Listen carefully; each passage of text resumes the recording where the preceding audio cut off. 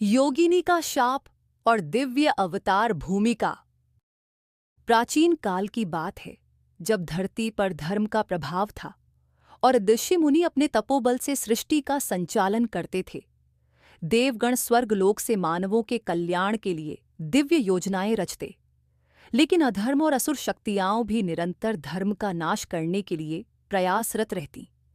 हिमालय के पवित्र शिखरों के पास एक नगर था, सिद्धपुर। यह नगर अपनी भव्यता, वैदिक परंपराओं और तपस्वियों के आश्रमों के लिए प्रसिद्ध था। यहाँ के राजा धर्मकेतु न्यायप्रिय और धर्मपरायण थे। उनके शासन में प्रजा सुखी थी, लेकिन इस नगर के भाग्य में एक भयंकर विपत्ति लिखी थी, जिसे स्वयं देवताओं ने भी टालने में असमर्थता जताई थी। राजा धर्मकेतु की पुत्री राजकुमारी विद्यावती अनुपम सौंदर्य की धनी और परम शिव भक्त थी। उसकी भक्ति इतनी प्रबल थी कि वह प्रतिदिन कैलाश पर्वत की ओर मुख करके ध्यान करती और भगवान शिव से साक्षात्कार की कामना रखती। एक दिन सिद्धपुर में एक रहस्यमयी स्त्री आई, जिसका रूप दिव्य था, लेकिन आंखों में एक अनोखी चमक थी। वह कोई साधारण स्त्री नहीं थी, बल्कि एक सिद्ध योगिनी भयंकरी देवी थीं, जो महान तपस्विनी थीं और दिव्य शक्तियों से संपन्न थीं। जब योगिनी भयंकरी नगर में आई तो राजकुमारी विद्यावती ने उनका सत्कार किया, लेकिन दुर्भाग्यवश एक छोटी सी भूल हो गई। जब भयंकरी देवी महल में थीं, उसी समय महल के रसोई घर में आग लग गई और उनके लिए बनाए गए भोजन का कुछ भाग जल गया। राजकुमारी ने क्षमा मांगी, लेकिन योगिनी को लगा कि यह उनका अपमान है। क्रोधित होकर योगिनी ने कहा, विद्यावती, तू परम शिव भक्त है, लेकिन तेरा अहंकार तुझे नष्ट कर देगा। मैं तुझे शाप देती हूं कि तेरी भक्ति परीक्षा की अग्नि में झुलसेगी। तेरा नगर विनाश का भागी होगा और तुझे शिव के वरदान की प्राप्ति के लिए असहनीय कष्ट सहने पड़ेंगे। विद्यावती रो पड़ी। उसने अपने पिता से सहायता मांगी, लेकिन योगिनी के शाप को कोई नहीं रोक सका। कुछ ही समय में नगर पर विपत्तियां आने लगीं। नगर में अचानक दुर्भिक्ष पड़ गया। फसलें सूख गईं, नदियां सिकुड़ गईं और प्रजा भयभीत हो गई। उसी समय नगर में एक अज्ञात योगी का आगमन हुआ। उनकी जटाई बढ़ी हुई थी, नेत्रों में तेज था और उनके चारों ओर एक दिव्य आभा थी। योगी ने राजकुमारी विद्यावती को देखा और कहा, तुझे इस शाप से मुक्त होना है तो तुझे एक कठिन यात्रा पर जाना होगा। तुझे एक ऐसे स्थान पर जाना होगा जहां स्वयं भगवान शिव ध्यान मग्न है, और वहीं तुझे मुक्ति का उपाय मिलेगा।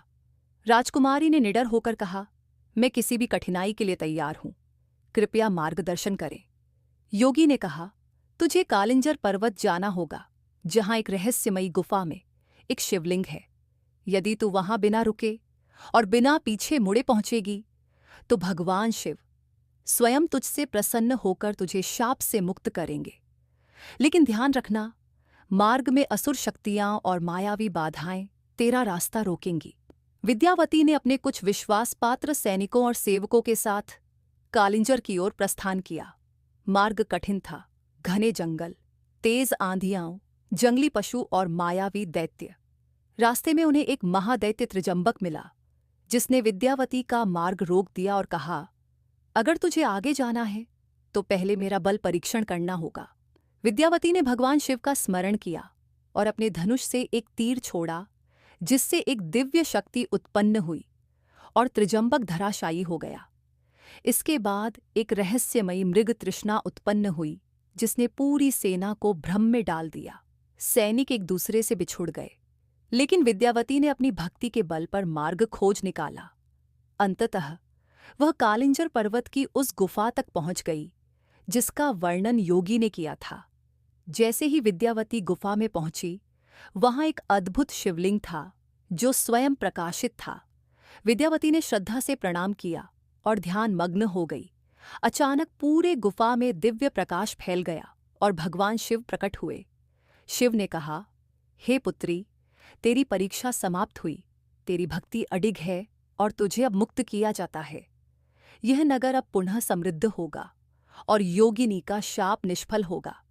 भगवान शिव के वरदान से सिद्धपुर पुनः समृद्ध हो गया, प्रजा सुखी हो गई और विद्यावती ने अपना जीवन भगवान शिव की भक्ति में समर्पित कर दिया।